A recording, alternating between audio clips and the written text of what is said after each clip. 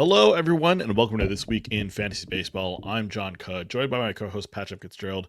Today, we're going over the latest news and notes around baseball, cover player performances from this past week, and give some streamer recommendations at the end of the show. But before we get into all that, Patrick, how are you doing? Hey John, I'm doing pretty well. I would say still enjoying soccer more than baseball, just given how the U.S. has been playing versus my Orioles. But things ebbs and flow, and I'm enjoying my fantasy. Just trying to get a strong finish into the All-Star break here. I feel like my teams are doing pretty well. Definitely a little worried with this heat wave that some of my pitchers might get lit up a little bit this week and going into the weekend. But just crossing my fingers and hoping for the best. How are you? Doing all right. I concur. I'm very much enjoying the soccer a little bit more than the baseball, although the Twins are doing okay against the Houston Astros. Taj Bradley just had a pretty nice game for them yesterday. I think it went like 5 innings with 10 strikeouts. But they're still like 5 games below 500, so it is what it is. Yeah, fantasy is kind of weird for me right now because in my home league, we start playoffs super early. So we actually have our first playoff meeting match, I think, starting next week. And I am getting hit hard by injuries right now. So it's really poor timing for my team to be healthy. I mean, granted, I've just been dealing with issues the entire season, but it's really annoying when I go through the injury list news and notes and see, oh yeah, there's multiple of my guys that are on this list. Yep, a couple of these are definitely hitting close to home for me too. I'm sure we'll get into them in just a little bit. Exactly. Yeah. Well, before we get into the rest of the injuries and all the misery there, just a reminder that you can follow our podcast on This Week PL. You send us your fantasy baseball questions to our email at thisweekplpod@gmail.com. Lastly, make sure you subscribe to or follow the podcast on whatever streaming platform you listen to. We're on all of them: Spotify, Apple, even YouTube. Wherever you listen to your podcast, leave us a follow and a 5-star review if you enjoy the show. We're going to get right into injury news and notes, and we're going to start out with the A's, who are hurting real bad. And one specific injury that I think you and I are both probably dealing with a little bit, only because he's actually been out for a couple weeks, but now it's like official, he's out for season. And that's Brent Rooker, who on Monday, I believe, was doing some warm up drills. Everything looked like he might be coming back soon. And then we got the news today. Nope, he is out for season with some knee surgery to fix some cartilage issues in his left knee. So Brent Rooker, very highly drafted in most leagues, I would imagine, is now out for season. And after, frankly, a pretty disappointing year, even when he was healthy. Yeah, this was quite the 180 they hit us with here. Yeah, definitely one of my biggest hitter targets of the season officially. A whiff, you can obviously let him go everywhere. But I do think that the long term outlook, is still bright, especially as long as they're playing their games in Sacramento with that ball flying. Rooker is definitely a guy I might be looking to buy the injury discount on next year. But yes, his contact skills definitely regressed this year, and it was a disappointing season, unfortunately. Yeah, I mean, hopefully a lot of that maybe could be traced to this knee discomfort. I mean, he's basically been dealing with it for a while. I know it kind of reared its head when he got like a bone bruise, I guess is what the official word was, but it sounds like he's been dealing with a knee situation for a good chunk of the year. Obviously, he missed the beginning part of the season, I believe, with an oblique injury as well, so it just has not been a healthy season for him. But the A's aren't just dealing with injuries to Rooker. Jacob Wilson's also out with right thumb inflammation, and Tyler Soderstrom out with a left hip impingement too. So, three crucial players from their lineup now gone, at least for Rooker out for season, for Wilson and Soderstrom out for at least a couple weeks. Matt Chapman's going on the 10-day IL with an abdominal strain. Connolly early going on the 15-day IL with elbow discomfort. Sounds like at least with early, it's not too bad, but I would expect maybe a little bit longer than the minimum stay for him. Corey Seager, unfortunately, back on the IL. I believe he's only played like 50 games or something like that this season, but going back with lower back inflammation. Will Vest going on the 15-day IL with right posterior elbow inflammation. So the Tigers lose a valuable piece of their bullpen. Anthony Bender going on the 15-day IL with right shin stress reaction. So the Marlins lose someone in their bullpen. So both those guys, Vest and Bender, good sources of holds probably for this entire season, but unfortunately both those guys are now out. In terms of injury returns, Dean Kramer came back for your Orioles. Had a really nice game against the White Sox. 6 innings, 4 strikeouts, 1 walk, 4 hits, and 1 earned run. His counterpart, Noah Schultz, also came back from injury, facing the Orioles for the White Sox, but he didn't have as good of a game. 4.1 innings, 7 strikeouts, but did have 4 walks, 2 hits, and 3 earned runs. Liam Hicks made his return from the injury list earlier this week. Had 4 hits and 2 runs in his first 2 games back. He's been a little bit of a revelation at the catcher and the first base position in fantasy leagues this year. So nice that his stay on the injury list was not too long. Emilio Pagan, he is also back and basically as the de facto closer for the Reds. He appeared in Wednesday's game. It wasn't a safe situation, but he did face 2 batters, had 1 strikeout there. Jake Cronenworth, he is actually back after 2 months on the concussion list, has played second base in 2 games, appeared as a pinch hitter in a third. Went through for on Wednesday from the 9 hole. So unfortunately, I don't know if Cronenworth has too much offensive value just because he's going to be buried in that lineup. And then Teoscar Hernandez, after being gone for a month with a hamstring strain, he is back now for the Dodgers, has played in 2 games so far, and is batting fifth in that lineup. Other injury news. Brandon Nimmo, he is currently day to day with a sprained AC joint, so just an issue with his shoulder. Byron Buxton has missed all 3 games of the Houston series so far with a hip impingement. Will Smith, it sounds like he's going to be out for at least up to the All-Star break, so we're looking at maybe another 2 weeks minimum for his return to the majors. Vinny Pasquantino, he is currently taking batting practice, could start rehab soon, which would maybe line up for a return a little bit after the All-Star break. And then Brian Helsley currently day to day with right elbow discomfort. So yeah, Yeah, bunch of updates there. But any stand out to you specifically? yeah, definitely a lot going on. Helsley sounds like could be pretty serious. Obviously, he just came back from an elbow injury earlier this month, so that one is super concerning. Buxton and Nimmo, you hope those are just precautions and they can avoid IL stints. And then, yeah, some of the placements are obviously really tough, especially for the A's, and Corey Seager, and I think Wyatt Langford joined him on the IL too, right? Two injury prone guys that playing on the same team and definitely driving Rangers fans crazy. And then yeah, Pagan, I think, should slide right back into the closer role. And Kramer is a guy who's definitely going on my streaming radar right away. Clearly he's fully built up. I don't think he has the highest upside in the world, but if he has a good matchup, he's someone I would consider in most league formats, probably besides the most shallow. And how do you feel about Noah Schultz? I mean, I know it's been a little bit up and down for him. The stuff seems real. Obviously, he had 7 strikeouts in his first game back, but still has command issues, kind of what you expect from a young pitcher. A lot of hype when he, made his major league debut earlier this year, but it kind of feels like he's kind of settled down to being more of, an okay guy, but maybe nothing lights out right now. Yeah, he's still so young. I think, this might just be a little bit of an adjustment year for him. Clearly, we see that the control issues are still an issue in his first start back. He does get home against the Red Sox next week, which obviously is a weak offense. So, maybe you could target that if you're looking for upside. But yeah, I think I'm going to be, keeping tabs on how he's doing, but not rushing out to add in really any league depth. Yeah. All right. Well, that's going to wrap it up for the news and notes. And we're going to move on to player performances, starting with the 26th of June. Sure. On the 26th, Ryan Clark was on our hitter recap with Slamatoba, which is a shout out to Tristan Peters of the White Sox in his home Canadian province of Manitoba. I'm going to be talking about another speedy outfielder, though, and that's Jake McCarthy of the Rockies. He was 3 for 5 with a double, a homer, 2 runs, and 2 RBIs. And this one against your Twins, it was a chaotic game, Ryan said, and Jake McCarthy was definitely driving some of that chaos. And it's been a great season for McCarthy so far. Kind of a forgotten man. Was moved in the offseason from the Diamondbacks to the Rockies. And he wasn't in course to hit one out in this one, but still able to flex a little power. Ryan feels like he's still maybe off the fantasy radar, even though he does have the leadoff spot nailed down for the Rockies.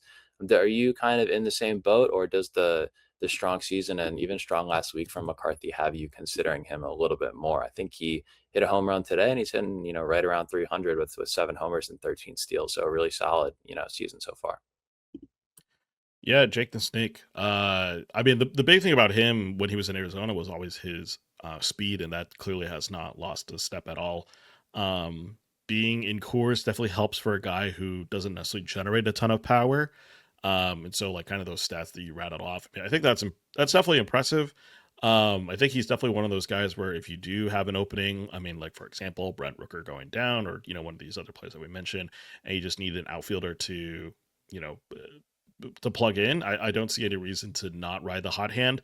But at the same time, like, he's still a guy that ultimately you'd rather start him while he's in cores when he's rather than when he's playing away games, and so that's gonna just make his usefulness a little.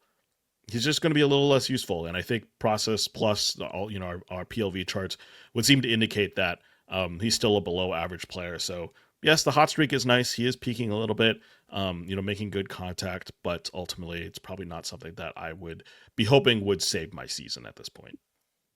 Yeah, I don't think he's a league winner by any stretch. The league that I have him is a league where I really needed speed, and he's definitely come in handy there. And I think as long as he's hitting leadoff every day for the Rockies, five outfielders, I think he's an easy add, and then maybe deeper three outfields, he should be on your team. But if he starts sitting against some lefties, like he did sit against their most recent lefty, then you're dealing with kind of the double platoon issue. He's sitting against lefties, and you don't always want to play him in cores, which can be difficult to roster. So I would, keep monitoring. It looks like they are facing quite a few lefties next week or this weekend into next week. So if he's playing most of those, I feel good about having him on the team. And he actually does have pretty even splits for his career. But yeah, like you said, the upside is a little bit limited here and definitely tied to the speed. On the pitching side, on the 26th, Nick was on our SP roundup for Joey Cantillo, but I'm going to talk about someone else who has had some struggles lately, and that's Spencer Arrighetti of the Astros. He was at the Tigers in this one and took the loss. Really rough outing. 3 innings, 8 earned, 5 hits, 5 walks, and 7 strikeouts. 13 whiffs and a 31% CSW on 93 pitches. So super inefficient outing. Even if there were some Ks, the rest of it was pretty rough. 67% four seamers and curveballs from Arrighetti, even though he only throw those at a 55% strike rate. I mean, he didn't really use the sinker, sweeper, and cutter too much, even though he does have those in the arsenal, which was a little puzzling for Nick. And he feels like something needs to change. It's just been a really rough stretch for Arrighetti lately. Of course, we call him the Pasta Pirate here at Pitcher List. And he felt like his next two outings, home against Tampa Bay and at the Rangers, were a coin flip.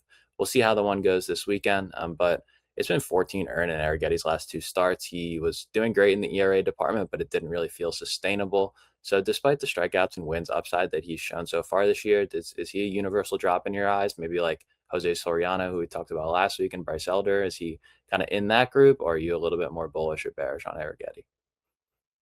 Yeah, I don't think I'd be bullish at all about him. I mean, maybe you do keep him on your roster, but don't start him for that Tampa Bay start. That Texas start at Texas probably could be a good opportunity for him, especially for a guy who tends to be a little bit more of a well, I guess he's not really a fly ball pitcher, but he just has that Texas that stadium is just really good for pitchers in general. I think the problem for Arrighetti is just the command, right? A 12% walk rate this season. That's just not going to help you. I mean, he had 5 walks in this one. Like that again, that's even with the 7 strikeouts, like that ends up with a K minus BB that's just not pretty, right? He's got one this season of 12%, which even though he's got a decent strikeout rate, like he doesn't have the command to go with it. I'm actually kind of surprised that he does have 7 wins on the season and 13 starts. Like that's pretty decent. But yeah, I would not be necessarily going out of my way to, uh, you know, make sure he stays on my roster. If there's someone much more attractive, if there's a good streaming opportunity to pick up, I think I'd probably rather have him, or so I'd rather have that streamer than Arrighetti at this point. But I could see a reason for holding on to him and waiting for that Texas start. But after that point, I just don't know if there's that much upside to him because of all the pain that he necessarily would deal you in the ERA and whip department. Yeah, there's also some, concern about Astros maybe going back to a six-man. I know they have Christian Javier, who's going to be in the bullpen for the time being, but Ronel Blanco is also working his way back. So if he's only pitching once a week, that obviously hurts even more. So yeah, I was definitely expecting some regression to come from Arrighetti, and it did come, pretty quickly here. So yeah, I think I'd prefer to have him over like Bryce Elder, but kind of in that similar book to Jose Soriano, where I'm not seeing a lot of signs that make me think that he'll turn it around, even if he does have that strikeout upside. Both of those guys have had moments, but they've also really been burning you the last few weeks or so. So I think you have to tread lightly for sure. Yeah. All right, moving on to the 27th, A Few Good Man by Kevin O'Brien. Talking about Hunter Goodman. But we're going to talk about Rafael Devers, who we've talked about quite a bit on the pod, but he's been on a little bit of a hot streak the last couple weeks. It's basically hit 4 homers, I believe, since the kind of mid to late June. But this game on Saturday, he went 2 for 3 with 2 homers, 2 runs, and 4 RBI. Devers, of course, can't help but get himself just caught up a little bit in controversy. He was subbed out against his wishes earlier that week. But since that point, he's been really solid. And again, this has been a poor year for Devers. 778 OPS, it's nearly 100 points down from last year. But he does have 16 homers on the season. He has 40 runs, 44 RBI. A 246 average isn't great, but it's decent. It's not horrible. And so yeah, even though he does have 16, he's probably going to get to the 20 plus homer mark this year. Probably not going to get to the 35 that he had last year. That would be nice to see. He's probably not going to get to 100 runs or 100 RBI, unfortunately. And that's all kind of shaping up to a first baseman that just like isn't very good for fantasy purposes. I was actually kind of surprised on the fantasy player rater. He's all the way down at 29th among all first basemen, which is kind of shocking to me for a guy who should have the talent of a top 10 first baseman. And so I guess we talked about Devers a couple weeks ago. It feels like there's a little bit of a uptick for him, but does any of this kind of any of his play in the last 2 weeks make you think that maybe Devers can be back to being a top 10 first baseman? Or is this more of a flash in the pan and he's still maybe not a guy that you're going out to get? Yeah, it's tough. I mean, in terms of getting the top 10 this year, it's definitely a tall hill to climb. I feel like the first base position has been, really sneakily solid this year. There's just a lot of decent, power options. And I don't think Devers is really doing enough to kind of separate himself from that group. He's obviously showing some good stuff lately. It looks like, if you look at our rolling charts, he always has plus power, and he pretty much, not always, but usually has negative plate decisions and negative contact ability. And he's basically just made those two a little bit more or less, a little bit, excuse me, less negative in the last couple of weeks, which just has allowed the power to play up a little bit more. And the Giants offense has, definitely improved around him. So yeah, I think that he can be a solid power option going forward. I'm definitely not dropping him or anything like that. But yeah, I'm not seeing enough to really make me think that he's going to get back into that, like, not necessarily elite tier of first baseman, but like right below that elite tier. I do think that the aging and the venue change is definitely taking a toll on his value. Yeah, I mean, we just mentioned, Liam Hicks, I think, in the injury roundup, and he's had 13 homers this season, 42 runs, 53 RBI. But his cost was he was basically a free agent, right? Whereas a guy like Devers was drafted, fifth round, something like that. So there's just a lot of these guys who, were essentially end of the draft or undrafted who are doing really good stuff at the first base position. And Devers, unfortunately, just, isn't matching up to that high draft pick right now. Right, he's just not an offense anymore that's going to allow him to accumulate elite counting stats, and I think that that was really, one of the things that kept him as a really strong fantasy option. He's kind of just going to be average across the board, plus in homers, but no speed, which does hurt a little bit. Yeah. All right, moving on to pitchers. Garrett into Pieces by Nick was the SB Roundup. Talking about Garrett Cole, who just didn't have a great start on Friday, but ultimately, I believe Nick's takeaway was, it's just one bad start. Keep holding Garrett Cole, obviously. But we're not talking about him. We're talking about Foster Griffin of the Nats. Went up against Baltimore in a no decision. 7 innings, no one runs, 3 hits, 2 walks, and 9 strikeouts.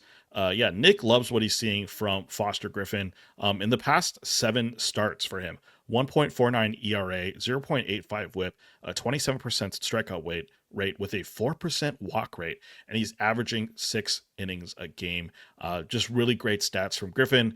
And this one was a good example of what he does well. He had good cutters inside to righties with changeups and heaters away to get strikeouts, and full use of his arsenal to keep the hitters unbalanced.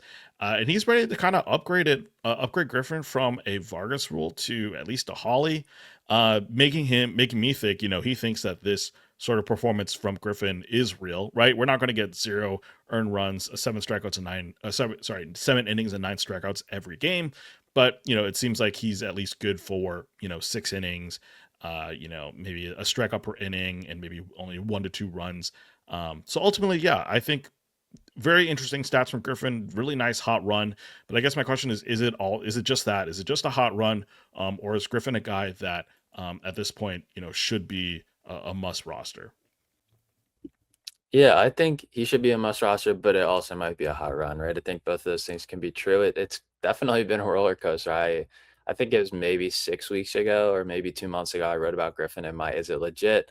And my conclusion was, it's probably not legit. And then he got lit up immediately, and I was like, oh, I guess I was onto something. And then he just rolls off this stretch of like six straight fantastic starts to kind of undo all that ratio damage and then some. So yeah, I think he's in a nice groove right now. He has a super deep arsenal. I think it's a seven pitch arsenal, which even in this day and age is pretty rare.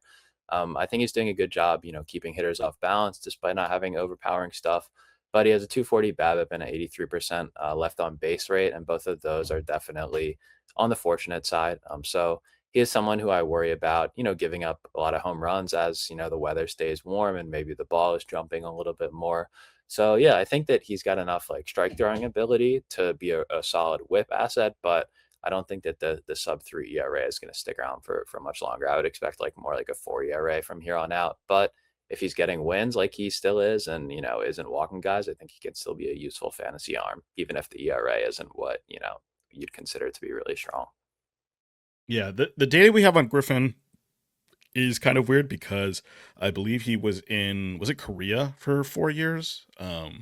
He was at least overseas, but his cutter this year, using at a 31% usage rate, has a 75% strikeout. A strike rate, I should say. Decent whiff pitch, really good called strike pitch, like we were kind of mentioning. And yeah, everything's kind of working out well for him. He's got a 12% swing strike rate. But yeah, those numbers that kind of indicate luck, as much as we want to say they're luck stats, right? BABIP and left on base weight, which you mentioned, are both kind of nearly 90th percentile or higher. So a lot of this stuff that he's doing well is kind of coming about by those stats that we usually try to quantify luck in some sense. But his xERA and xFIP are decent.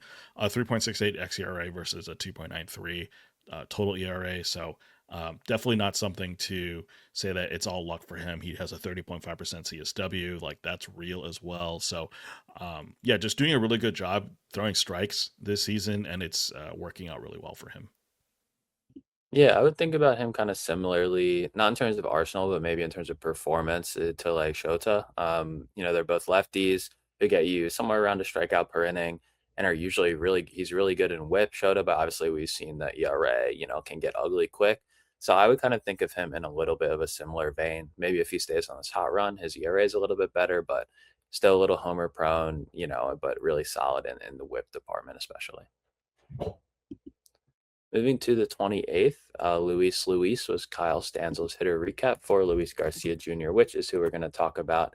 He is on fire right now. He's just been an absolute hot streak. He carried the Nats offense on Sunday, 3 for 4 or 3 for 5 again against my Orioles. Just like Foster Griffin, they're having some good performances. Homer, double, 3 runs, and 5 RBI in the series winning victory over the O's.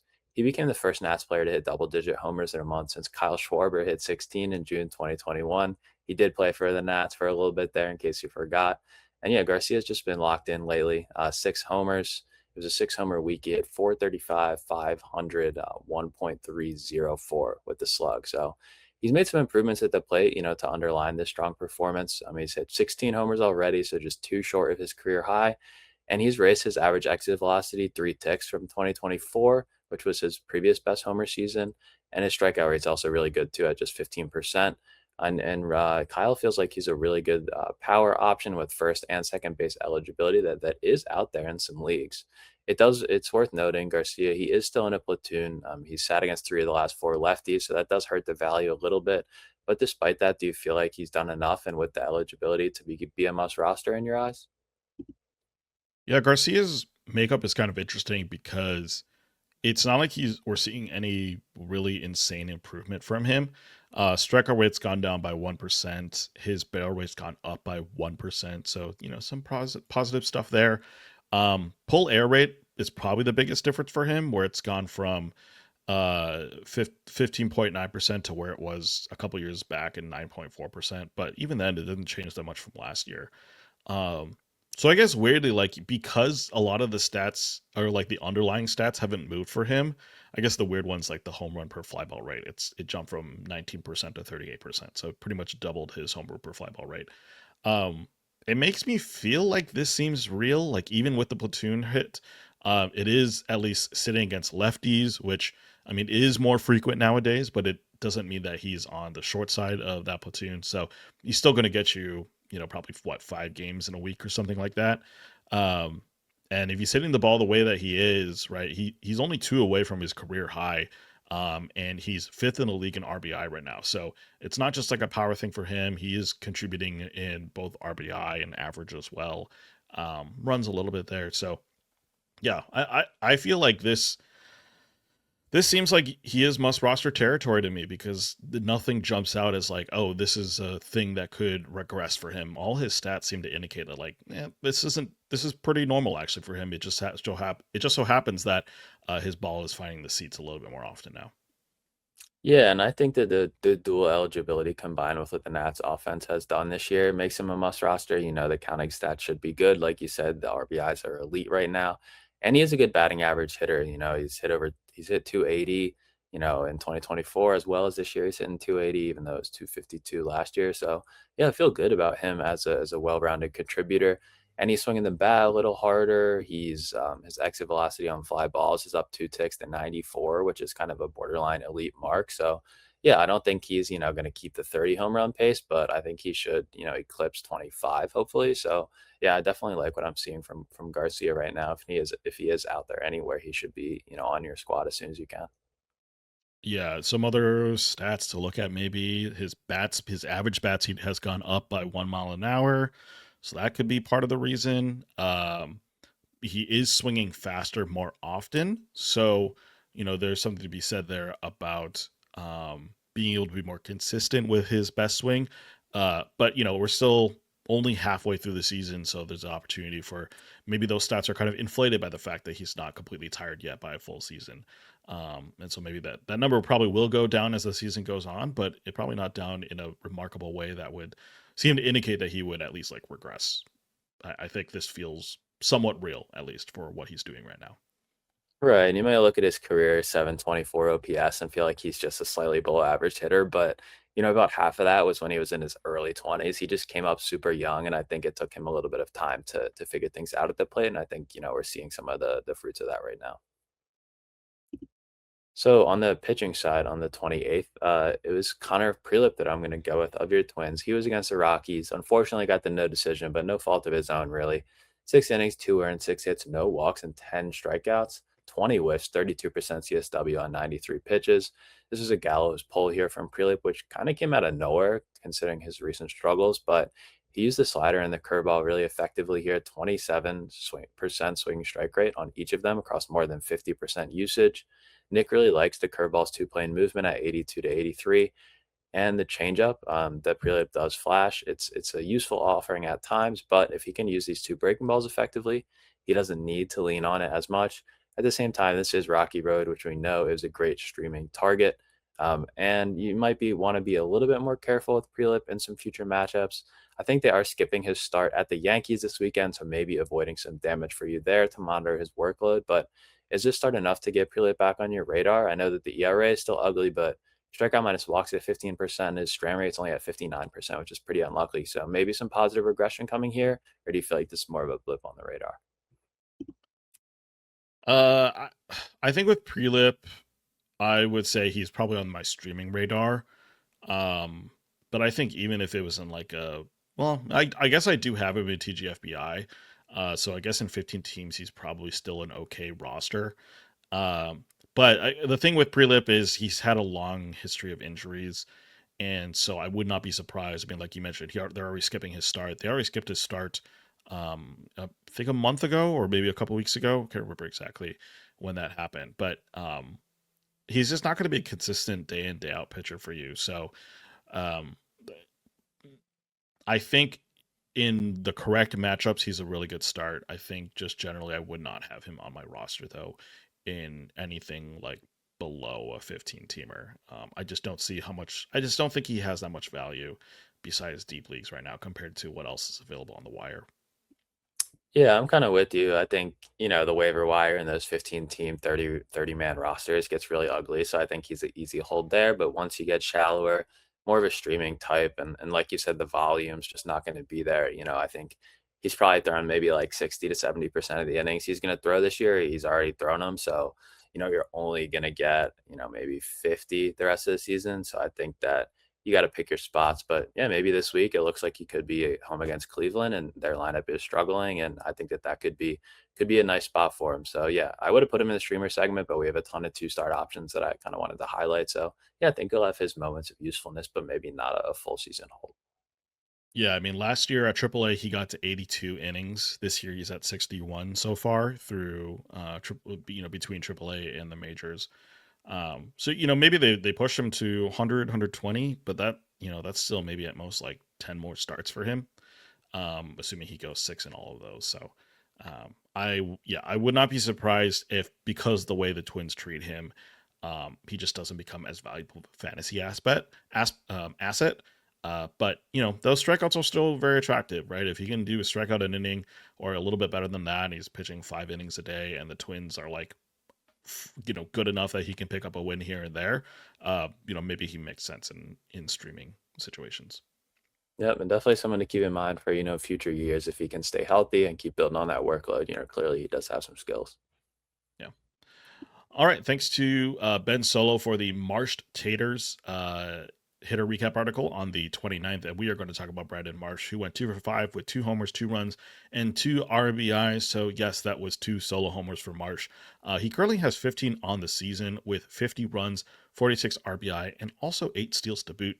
Has an OPS of 882. And actually was kind of surprised about this. He is the fifth on the player rater among all outfielders, which is kind of impressive for a guy on this Phillies team who obviously is surrounded by a bunch of star power, but also this was a Phillies team that was not very good for the beginning of the season. So nice to see that that entire team has kind of bounced back since that point.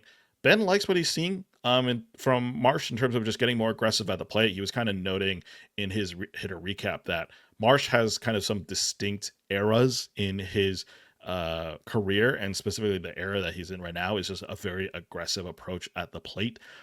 Since 2025 opening day, so basically in the last season and a half, he's been swinging at 71% of pitches in the zone and 38% of pitches outside the zone. And yet, despite kind of this aggressiveness, his strikeout rate has fallen. And so it's kind of cool to see that he's been doing this for, basically over a season now. But my question for you is that, do you think this is sustainable for Marsh, or does it feel like maybe regression could come and bite him? I mean, I don't expect him to be the fifth best outfielder for the rest of the season, but do you think he kind of still stays in that maybe top 15, top 20 conversation? Yeah, I think that, since he's worked himself out of the platoon, he does have a chance at that. I do think, he'll fall down the play rate or a decent amount, but I think that's just mostly going to be batting average regression. The power speed blend does seem real here. I actually had him in my Is It Legit maybe like 3 or 4 weeks ago. And I was also a little skeptical, just like with Foster Griffin, just because of the super aggressive plate approach.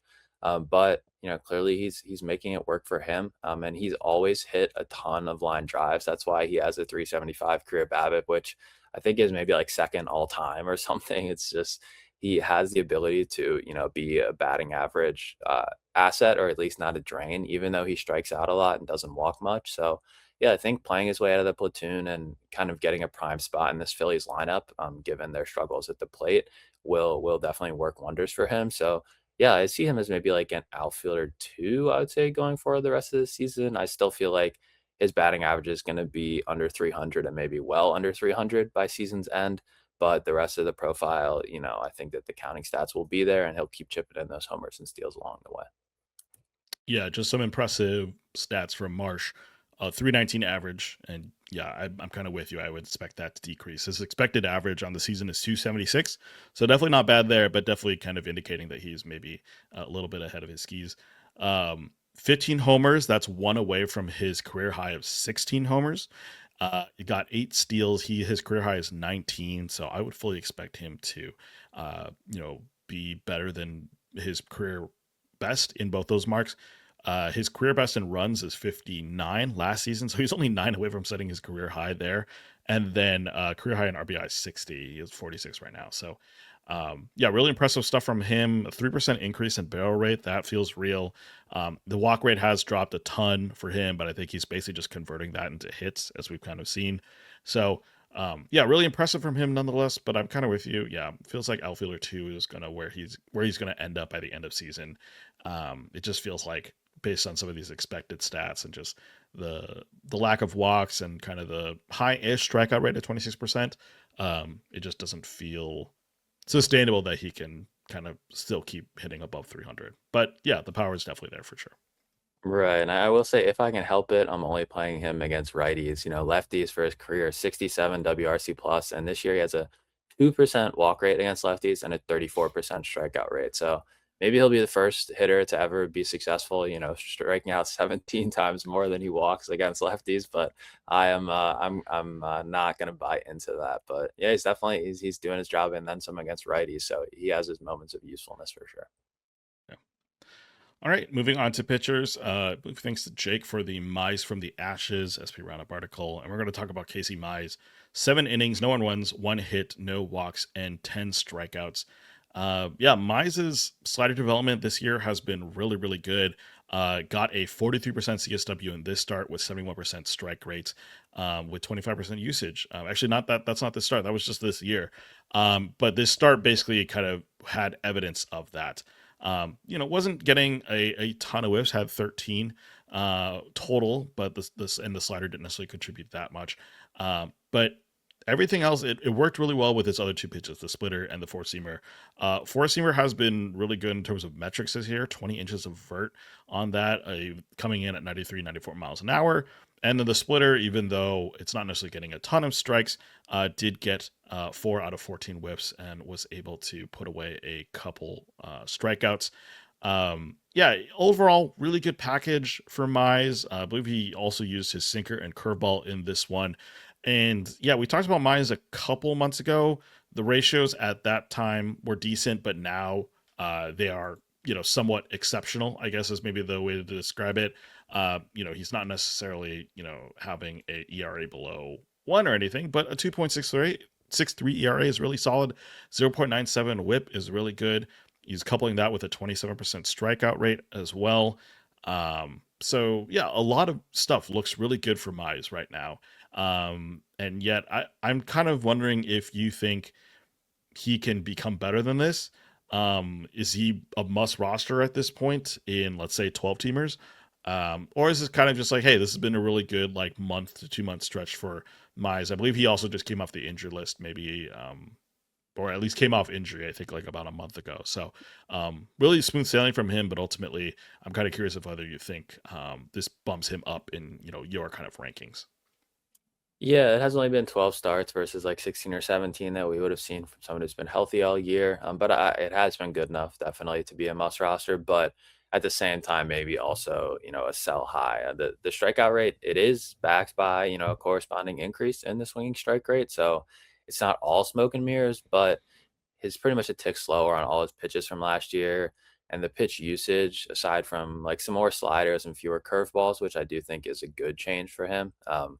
It's basically identical in terms of like fastball, splitter, sinker, all those are about the same. So the stuff is seemingly a little bit diminished, but the results are a lot better. And those two things just don't necessarily align for me. The home run to fly ball rate is really low. And he is allowing a lot of fly balls. So, Detroit is a good place to pitch, which will hopefully help soften a little bit of that regression. But I do think that the ERA is going to come up pretty soon. But at the same time, he's just been so great that yeah, you can't leave him out on the wire. So it's kind of a tough decision. But I think he should be added. Yeah, it was kind of funny that this start came against the Yankees, who just have been in just a really bad slump. Um, and he just absolutely cruised through them, only giving up 1 hit. And yeah, I'm curious whether this is going to be sustainable for him, because literally the past like couple starts did not look great. Faced the Yankees again last Tuesday, 5.2 innings, 8 hits, 4 earned runs, 1 walk, 6 strikeouts. And then the start before that, 4.2 innings, 6 hits, 3 earned runs, one walk, and 3 strikeouts. So it's not like it's been incredible for him, but he's had some really, really good starts sprinkled in between, which is why, his ratios are that low, why he's still getting a bunch of strikeouts. But the day to day experience of Mize can be a little up and down, unfortunately. So going on to the hitting side on the 30th, Lourdes have mercy was Griffey guys' hitter recap for Lourdes Gurriel Jr. But I'm going to be talking about another recently activated injured player. That's Tommy Edman of the Dodgers. He was 4 for 5 with a homer, 2 runs, and 4 RBIs. And Edman just came off the IL a couple of weeks ago, and he has been fantastic. As of right now, he's slashing 366, 435, 527, good for 171 WRC plus in his first 12 games. And this game had his first homer of the season, which was a no doubter, 106 off the bat, traveling 428 feet, and then 3 straight singles after that. So great game for Edman.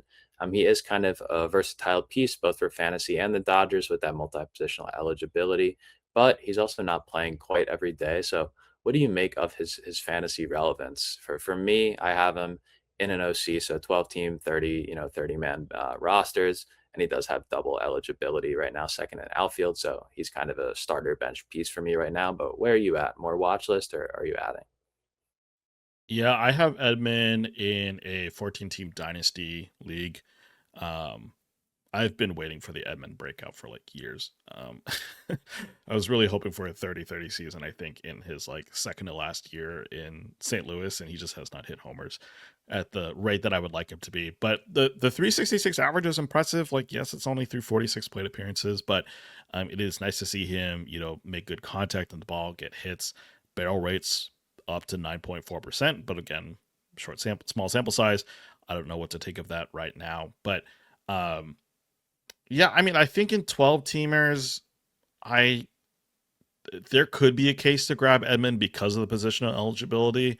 I don't know if I'm still going out to like grab him in that context right now. I think 15 teams it makes sense to have him on your squad, but I think with 12s, I think I would still leave him on the waiver wire, or if I am picking him up, it's because I have a good enough bench that I don't necessarily need to start him.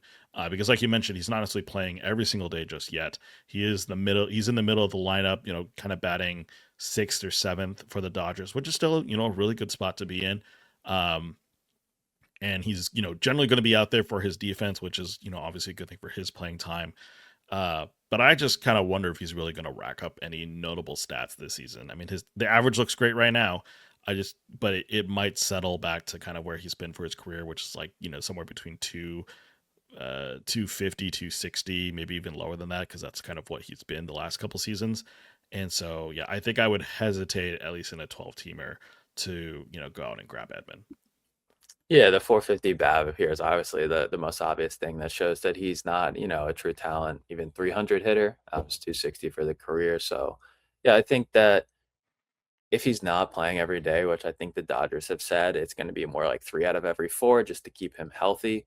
And that does, hurt the value. I think in a daily league, I'd be happy to have him where you can just keep him on the bench. He can be your hitter on the bench that day that he's sitting, and you just play him otherwise. And then also, he has second base and outfield, I think, pretty much everywhere right now. And third base, he's at 4 games with 3 started. I think he's playing some third base against lefties, like if Max Muncy is going to sit. So maybe, sometime this month he'll get that third base eligibility depending on your format, which second, third, and outfield I think is really nice, especially in, thinner bench leagues. So yeah, I think I'm happy to have him in a 12 team, but if it's a super shallow 12 team, yeah, I can understand, leaving him out on your watch list and just kind of monitoring his performance.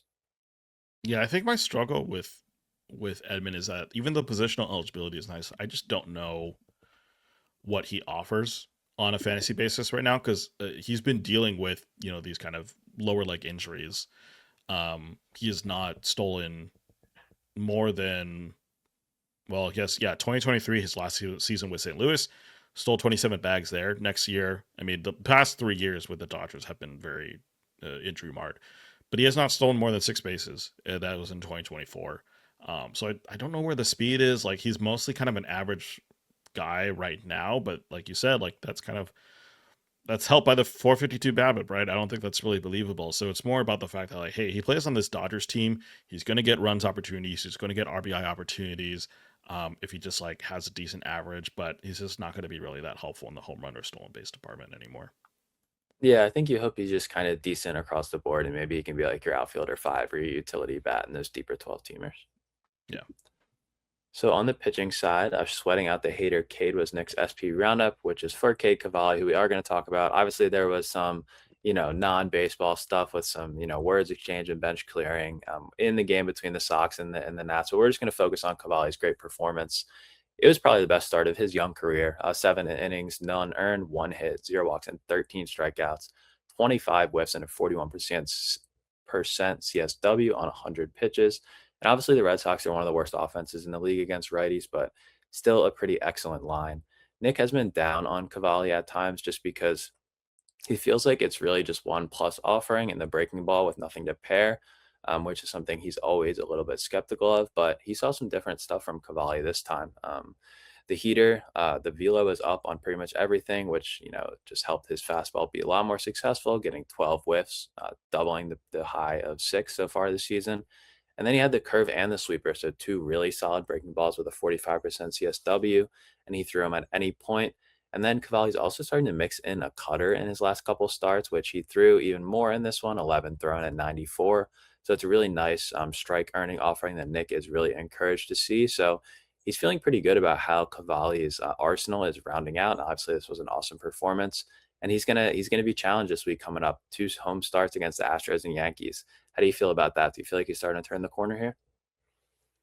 Yeah, I will say one weird thing about this start was the number of whiffs on his four seamer. He had 15 out of 47 thrown, and that four seamer is not. I mean, yeah, it's just not generally a whiff pitch. It's only got 11% swing strike rate.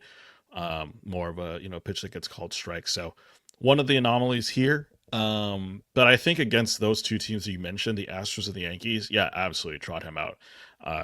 Astros aren't that great right now, other than Jordan Alvarez, and the Yankees just look completely anemic on offense.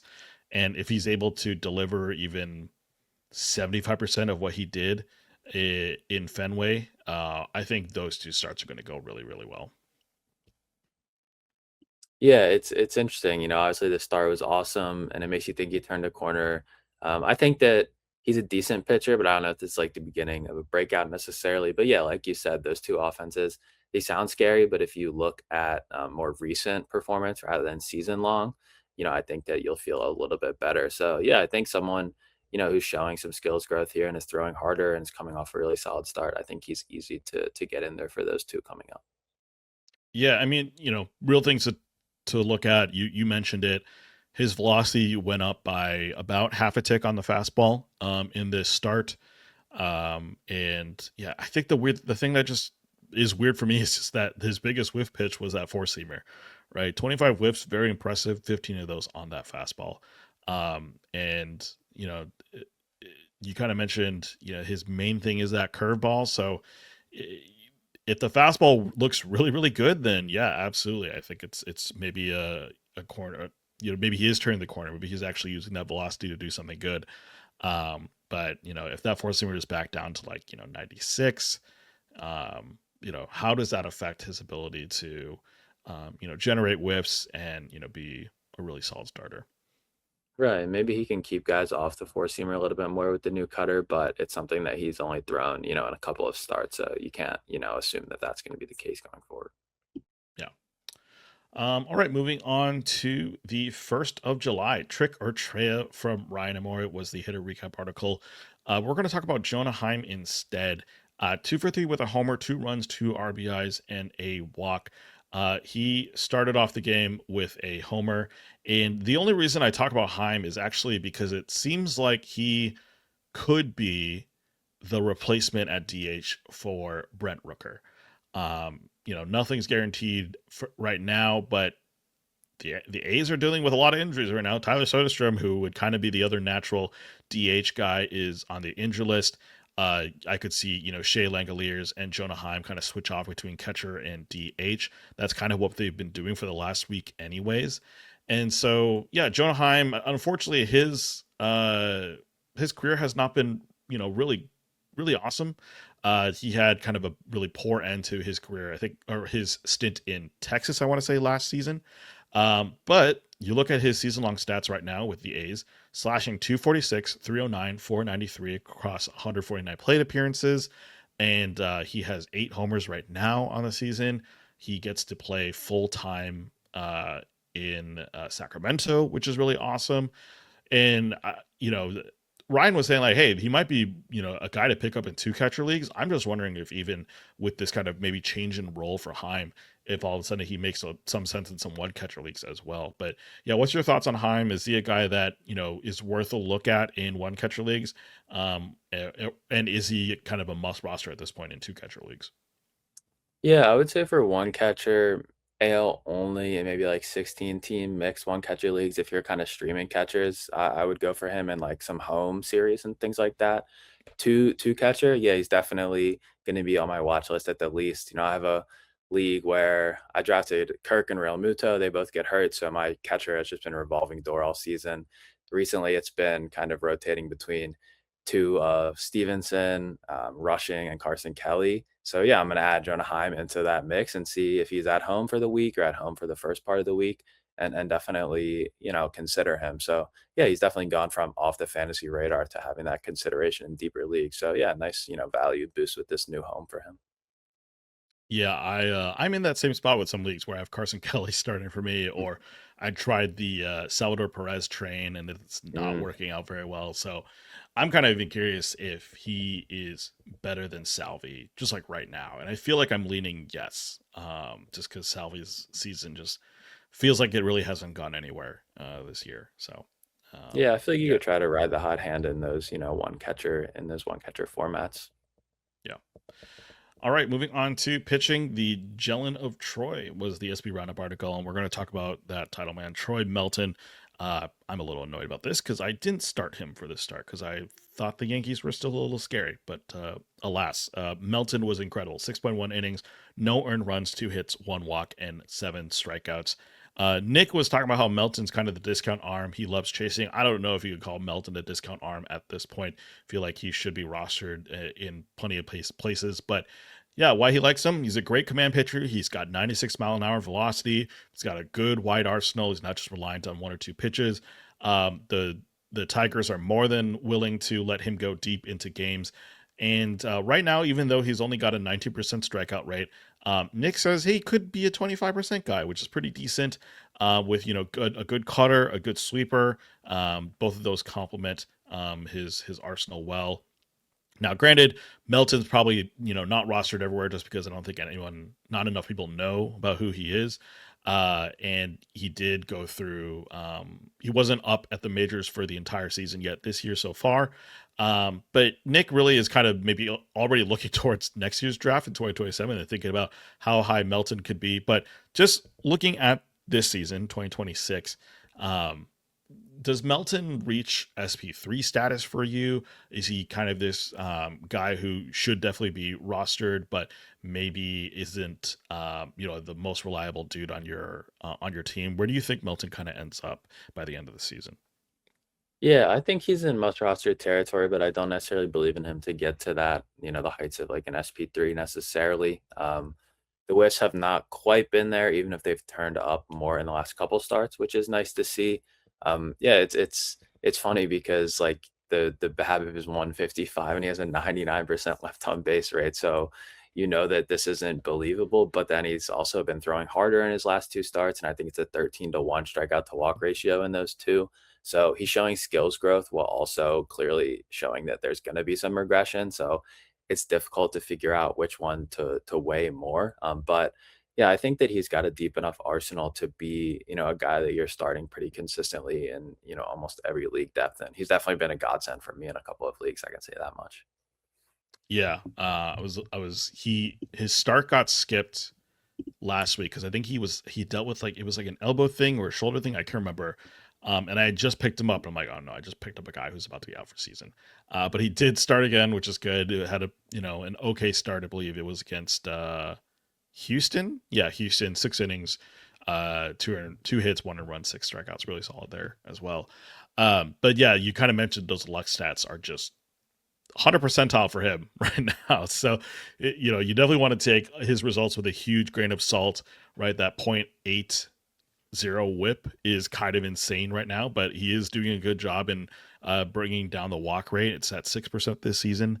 That 2.05 ERA, yes, that's pretty low, but his expected ERA 3.22. So it's not like, he's that like he is, a full run better, but it's not like, a scary difference between the xERA and ERA. But yeah, the numbers overall, look pretty good. His PLV numbers are actually kind of middling. He's only like a 5 PLV. Uh, but nonetheless, the results are at least what we look at right now, and they look really good. Right, definitely a sell high candidate right now, but similarly to Casey Mize, it's not sell for anything you can get. It's sell for something, that isn't going to be world changing, but you feel confident will actually improve your team. Yeah. All right. Well, that wraps it up for player performances. And moving on to streamers, how did we do the last couple weeks? Yeah, so 2 weeks ago, I'm gonna call it a 2-win, 2-loss week. Andre Palante had 2 starts, and the first one was good, but the second one, I think he undid most of the good work. So that one's gonna be a loss. He got 1 win, 12 and 2/3, only 6 Ks and 6 earned, and a 1.42 WHIP. Griffin Jacks is a win. It was 5 innings of none earned with 7 strikeouts and a 1.40 WHIP. And then Martin Perez was a loss, 4 innings, 3 earned with a 2 WHIP, and then Sean Burke was a win with he got the win himself with 6.1 innings of 8 strikeouts, 1 earned, and a 1.11 WHIP. And then last week we have 4 guys. A couple of their schedules got moved around and they haven't gone yet, so we will hit those in a future episode. And then this week, a lot of volume. I think it's the Cardinals and Brewers actually have an 8-game week, so definitely go add those hitters out there. They got a double header in the middle of the week, so I'm going to go all 2 starts for the 4 streamers. It's Seth Lugo, 59% CBS, 26% Yahoo. 2 starts on the road, likely at the Mets and Baltimore. He's a whip risk, but a good quality starts option. Usually works deep. We're going back with Shane Drowan again for the second week in a row of the Brewers, 34% CBS, 21% Yahoo. Likely 2 starts at St. Louis and Pittsburgh, and hopefully he'll go a little bit deeper since the Brewers have so many games next week. He's a good strikeout option. Next one is Reynaldo Lopez of the Braves, 20% CBS, 12% Yahoo. Just moved back into the rotation, but showing some decent stuff. He's likely going to get a home start against the Mets and then at St. Louis, and hopefully a good wins option there against 2 slightly lesser teams. And then lastly, Trevor McDonald of the Giants, 13% CBS, 5% Yahoo. So very low rostered. He likely gets 2 home starts against Toronto and Colorado, which obviously a great home park against 2, one average offense and one definitely below average offense. So definitely check the schedules. I know the Braves and the Royals are kind of shuffling things around a little bit, but yeah, all 4 of these guys hopefully will get 2 starts, and I think they'll be decent options, depending on your league depth. Yeah, and then I think one thing with the Brewers too, they just sent down Robert Gasser. So lost another guy from their rotation. So Shane Drowan, I think, like we said last week, just the Brewers have found something, which is annoying. But yeah, like those 2 starts that they have. And then Trevor McDonald kind of sneaky there. I mean, yes, Toronto's offense is pretty scary. But getting Rocky Road is pretty solid there. So, if you're in a daily league, I think that second start for McDonald could prove to be, somewhat decent, even though maybe the track record hasn't been very good the last couple starts. And then Seth Lugo, yeah, I'm actually kind of surprised he's not rostered that much on Yahoo. I know he's had some ratio issues this season, so that probably is why. But nonetheless, like he's always kind of struck me as just like a decent, solid pitcher who should be rostered at least in like a good chunk of 12 teamers. Maybe not, he's not must roster territory for me, but he does feel like a guy who at least can contribute in meaningful ways in those types of leagues. Yep, he hurts you sometimes, but also has some really solid outings. The Royals definitely let him work deep in the game. So if you need a quality start, I think he's a good guy to look at. Yeah. All right, well, that wraps it up for this episode of This Week in Fantasy Baseball. Again, you can find us on Twitter at ThisWeekPL. You can send us your comments and questions at thisweekplpod@gmail.com. You can find myself on Twitter at the John Cuh. You can find Patrick on Twitter at pfitzgerald_99. If you haven't done so already, please subscribe to the Pitcher List podcast feed on Apple, Spotify, YouTube, or wherever else you listen to your podcast, and leave a 5-star review if you enjoy the show. Lastly, sign up for PitcherList Pro. By doing so, you can join us in the PitcherList Discord and get advice from all the fantasy experts and writers over there. That is all for this week. We'll be back next week. We've got some kind of updated scheduling with the All-Star break coming on. But yeah, we should be back next week with another episode of This Week in Fantasy Baseball. For Patrick, I'm John, and we'll see you in the next one. Later, everyone.